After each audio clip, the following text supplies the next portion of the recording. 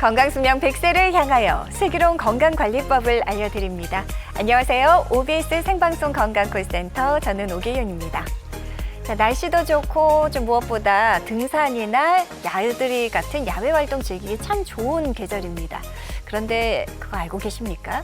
무릎 통증 환자가 증가하는 시기 역시 5월이라고 하는데요. 자, 그 이유를 살펴보면요. 추웠던 날씨 속에 살도 조금 찌고 운동도 별로 안 했다가 갑자기 활동량이 증가함에 따라서 무릎에 큰 부담을 주기 때문이라고 합니다. 자, 그래서 생방송 건강콜센터 오늘은요. 나들이 하기 좋은 요즘 무릎 건강 챙기셨나요? 라는 주제로 무릎 질환과 다양한 치료법들에 대해서 알아보려고 합니다.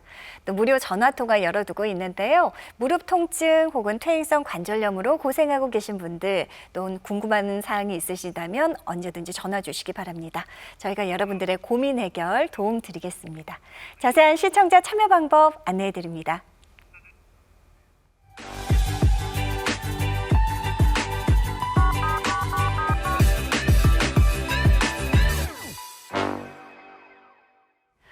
네, 여러분들의 관절 건강을 위해 도움 말씀 주실 전문의 모셨습니다. 정형외과 전문의 김상문 원장님 나와주셨습니다. 원장님 안녕하십니까? 안녕하십니까? 시청자분들께 인사 한 말씀 부탁드립니다. 네, 안녕하십니까? 정형외과 전문의 김상훈입니다. 요즘 날씨가 많이 따뜻해져서 새롭게 이제 운동 시작하시는 분들 많은데요. 요즘은 맨발 걷기가 또 유행이라고 합니다. 그래서 이 맨발 걷기는 장점과 단점이 다 있는데요. 장점으로는 발 주변의 근육이 다시 움직이면서 새로 안 쓰는 근육을 쓰게 되고 혈액순환도 좋아지고 또 자세도 교정되고 이런 장점이 있는데 반해서 또 당뇨병이 있으신 분들이나 장기 이식을 하신 후에 면역 억제제를 쓰시는 분들한테는 좀 독이 될 수도 있기 때문에 이처럼 새롭게 운동을 시작하시는 분들이 내 몸에 어떤 게 맞는지 어떤 게 맞지 않는지 슬기롭게 선택하셔서 적당한 운동 방법을 정하셨으면 좋겠습니다. 네. 감사합니다. 그래요. 좋다는 게 나한테도 좋은지는 잘 살펴봐야 될 것 같습니다. 무릎과 관련된 질환 역시 나한테 잘 맞는 치료법인지 이것도 역시 전문의와 자세한 상담이 필요할 것 같은데요. 자, 오늘 김상훈 원장님과 함께하면서 여러분들의 건강 고민 해결 도움 드리겠습니다. 무릎 통증, 퇴행성 관절염으로 고생하고 계신 분들 아래 나가고 있는 번호로 지금 바로 전화 주시면 되겠습니다. 자, 우리 몸에 참 많은 관절들이 있지요. 그 가운데도 역시 가장 많은 우리의 체중을 바치고 있고요. 네. 또 그만큼 부담이 있고 통증이 생기는 부위는 무릎입니다. 원장님, 이 무릎에 문제가 생겼을 때 어떤 증상이 나타날까요? 네, 그 무릎에 문제가 있는 경우에 저희가 진료실에서 흔히 볼 수 있는 증상을 종합해 보면 움직일 때 통증, 그리고 관절 주변이 붓는 증상, 그리고 관절을 움직일 때 마찰음이 느껴지거나 또는 들리거나 하는 증상이 있을 수 있는데요. 네. 무릎 관절은 뼈와 연골 그리고 인대가 아주 복잡하게 주머니 안에서 구조를 이루고 있는데 이때 작은 그 상처가 나게 되면 이 상처가 계속 움직임을 통해서 반복되고 악화되면서 염증을 유발하게 되고 염증이 유발되면 관절이 붓게 되고 네. 그러면 또 관절을 덮고 있는 연골들의 물리적 성질이 떨어지기 때문에 연골이 탈락되고 떨어져 나가는 현상이 생길 수 있고 이런 것들이 계속 악순환되면서 결국은 정상 보행이 불가능할 정도까지 악순환이 지속되게 될 수 있습니다. 네.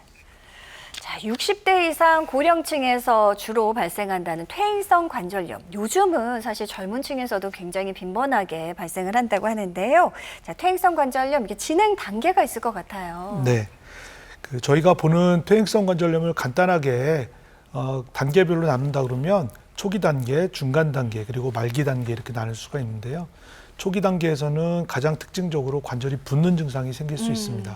그래서 이 관절이 붓는 증상은 대부분의 경우에는 하루 이틀 정도 쉬면 없어지는 경우가 많은데 이렇게 한번 생긴 무릎 붓는 증상이 한 번 생겼을 때 계속 지속되거나 아니면 자주 반복되거나 하는 그 경우가 생긴다면 네. 내 무릎 관절이 관절염 중기 단계까지 왔구나라고 판단을 하셔야 되는데 이때가 임상적으로 굉장히 중요한데요. 이때 정밀 검사를 통해서 병변이 있는지 그 확인을 하고 병변의 또 위치와 그 크기를 정확하게 판단을 하고 적절한 치료를 하게 되면 관절염이 더 진행되는 것을 막을 수가 있겠습니다. 네. 근데 이때 적절한 치료 시기와 진단 시기를 놓치게 되면 결국은 정상적인 보행이 불가능할 정도로까지 관절이 망가질 수 있기 때문에 네. 이 점을 좀 조심하셨으면 좋겠습니다. 자, 일단 반복적으로 통증이 발생한다 하면은 이제 무릎에 문제가 생겼고 관절염이 진행 중이다라고 보시면 될 것 같아요. 자, 이렇게 문제가 생겼을 때 단계적으로 치료법이 조금 달라집니까? 네. 그 좀 전에 말씀드린 관절염 단계에 따라 진행 단계에 따라서 치료도 좀 달라지는데요.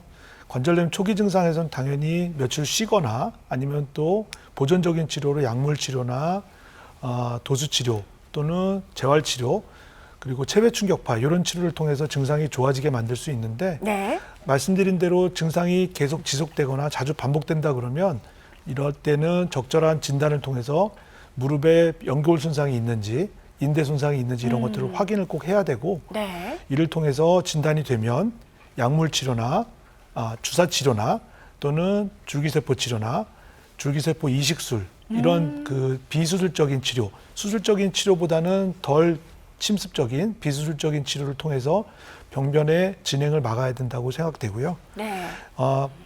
이런 그 비수술적인 치료를 했음에도 불구하고 진행 속도를 막을 수가 없다 그러면 정상적인 보행이 불가능하다고 판단되는 경우에는 경골근위부 절골술이나 인공관절 부분치환술 네. 또 인공관절 전치환술 같은 수술적인 치료를 반드시 고려를 해야 합니다. 예.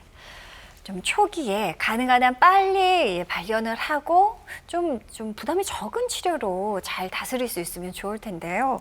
자, 비수술 치료법들 가운데 먼저 주사 치료에 대해서 좀 자세하게 알아보겠습니다. 주사 치료 종류가 다양하지 않습니까? 네네.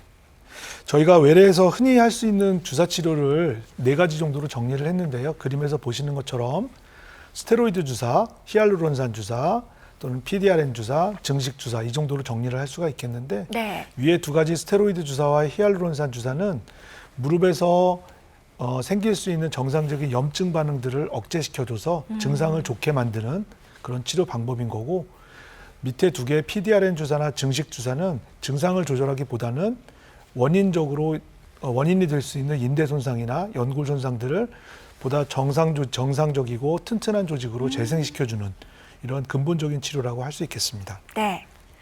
자, 말씀해 주신 이 증식 주사 그리고 흔히 말하는 뼈 주사 분명히 차이가 있을 것 같은데요. 네.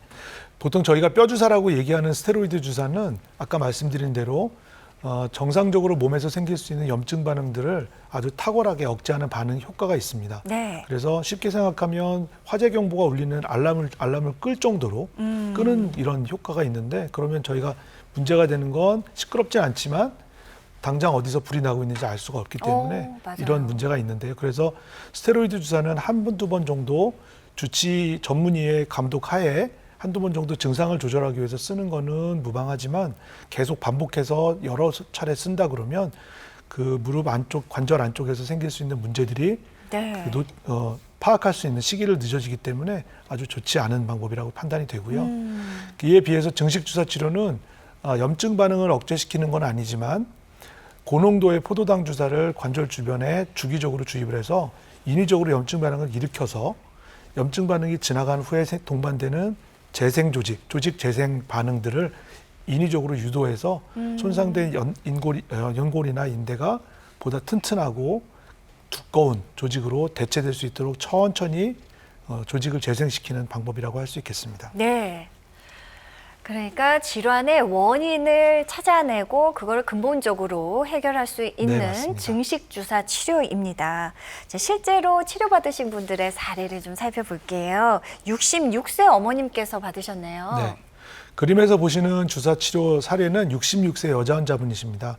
평소에는 괜찮은데 좀 쓰시거나 운동을 하면 무릎이 아프시고 관절 주변에 운동할 때 불편감이 있으시다고 얘기하셨는데 시술 전에 저희가 외래에서 정밀 검사 MRI를 해보니까 측면 사진에서 보면 무릎 앞쪽에 물이 많이 고여 있는 하얗게 보이는 물이 많이 고여 있고, 그렇네요. 네, 대퇴골 내과에 연골 손상이 약간 관찰되고 있습니다. 그래서 이거를 주사 치료 3회 정도 시행을 하고 다시 정밀 검사를 했는데 무릎 앞쪽에 있는 관절 부종은 싹 사라졌고 연골 손상 주변도 안정화되어 있는 소견을 관찰할 수 있었습니다. 네. 자, 계속해서 퇴행성 관절염으로 고생하셨던 우리 63세 어머님도 역시 증식 주사 치료를 받으셨어요. 네. 그림에서 보시는 환자분은 63세 여자 환자분이시고 마찬가지로 무릎 주변에 불편감이 있으셔서 정밀 검사를 하셨는데 이분은 아까 환자분과는 달리 무릎 앞쪽뿐만 아니라 무릎 뒤쪽에도 물이 차 있어서 주로 앉았다 일어날 때 계단 오를 때 불편한 감이 있으셨던 환자분이셨고요. 마찬가지로 주사 치료를 5회 정도 시행한 후에 내측 측부인대나 관절 주변 그리고 무릎 뒤쪽 부분에 염증이 많이 감소되고 안정화되어 있는 소견이 관찰되고 있습니다. 네. 자, 방송이 진행되는 동안 많은 분들의 고민 전화가 걸려오고 있다고 합니다. 이쯤에서 여러분들의 고민 해결 도움 드려야 될 텐데요.